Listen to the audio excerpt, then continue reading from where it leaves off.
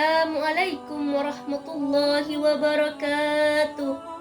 Alhamdulillah, alhamdulillahi rabbil alamin. Wabihi nasta'inu ala umuri dunya waddin. Wassalatu wassalamu ala asrafil anbiya'i wal mursalin. Sayyidina wa maulana Muhammadin wa ala alihi wa sahbihi ajma'in. Amma ba'du. Pertama-tama dan yang paling utama, marilah kita panjatkan puji syukur kehadirat Allah Subhanahu wa Ta'ala, karena berkat rahmat dan hidayatnya kita dapat berkumpul di tempat ini dalam keadaan sehat walafiat. Salawat serta salam tak lupa kita haturkan kepada Nabi besar kita, Nabi Muhammad Sallallahu Alaihi Wasallam, karena berkat perjuangan dari kegigihan beliau dan sahabatnya kita dapat merasakan indahnya Islam seperti sekarang ini. Marilah kita bersalawat.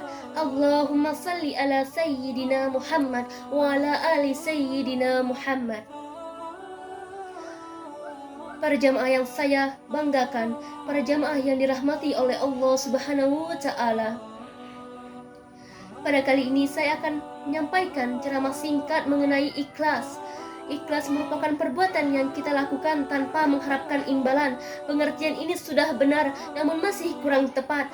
Sebab pada ajaran kita, pada ajaran agama Islam, mengajarkan bahwa ikhlas merupakan perbuatan yang dilakukan karena Allah Subhanahu wa Ta'ala, bukan karena yang lain, bukan karena ingin dipuji, apalagi ingin terlihat soleh maupun soleha, tetapi memang benar-benar semata-mata karena Allah Subhanahu wa Ta'ala, sesuai dalam firman-Nya dalam Quran surah Al-Bayyinah ayat 5 yang berbunyi, A'udzu billahi minasyaitonir rajim.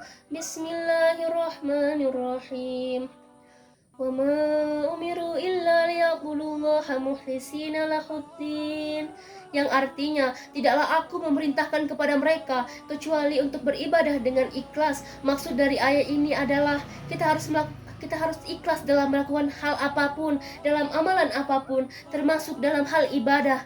Karena apapun yang kita lakukan, apapun amalan yang kita perbuat tanpa didasari dengan keikhlasan, maka perbuatan itu sia-sia di mata Allah Subhanahu wa Ta'ala.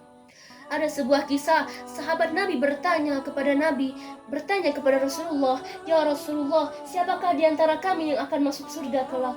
Lalu Rasulullah menjawab sambil tersenyum, "Lihatlah, nanti akan ada muncul sosok pemuda ahli surga yang dari pintu tersebut." Lalu sahabat memandangi pintu dan muncullah sosok pemuda yang sangat sederhana dan sangat pemalu. Para sahabat pun bingung, apa istimewanya pemuda tersebut? Pemuda tersebut bukan sahabat besar Rasulullah, tapi kenapa Rasulullah mengatakan beliau termasuk ahli surga? Kemudian Rasulullah menjawab pertanyaan dari sahabat tersebut. Pemuda tersebut datang ke majelis dengan hati yang ikhlas karena Allah Subhanahu wa Ta'ala, bukan karena yang lain. Seketika sahabat Rasulullah pun terdiam dan memikirkan apakah mereka memang amalan yang mereka perbuat semuanya karena Allah ataukah karena yang lain.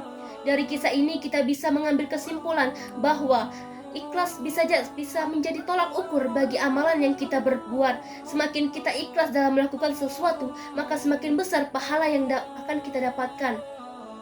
Semakin kita ikhlas dalam melakukan amalan, maka semakin besar balasan yang Allah berikan kepada kita. Setelah kita memahami makna dari ikhlas ini, maka latihlah hati untuk selalu ikhlas pada hal apapun, pada cobaan apapun, pada amalan apapun yang kita lakukan, pada hal yang kita kerjakan, pada semuanya yang kita kerjakan dan kita perbuat. Demikianlah yang dapat saya sampaikan. Mohon maaf jika ada kesalahan maupun kehilafan. Wallahu muwaffiq ila aqwamit thoriq. Wassalamualaikum warahmatullahi wabarakatuh.